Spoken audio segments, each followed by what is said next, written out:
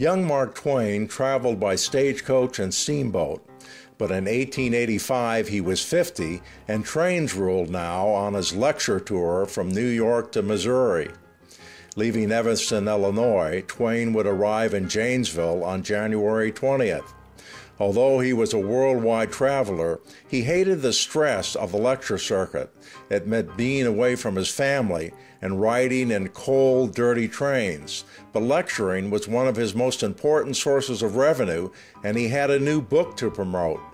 Arriving in Janesville, Twain took Milwaukee Street to Myers Opera House, where he read passages from Huckleberry Finn, his best and most celebrated book. A Janesville newspaper reporter said there was a good audience despite the cold weather.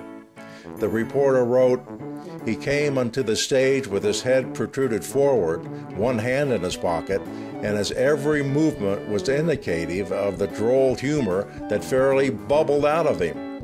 He's tall, awkward, with heavy bushy hair slightly tinged with gray, a heavy mustache, drooping eyebrows that almost covered his half-closed eyes. He put his audience in good humor with the very first sentence, and it continued until the last.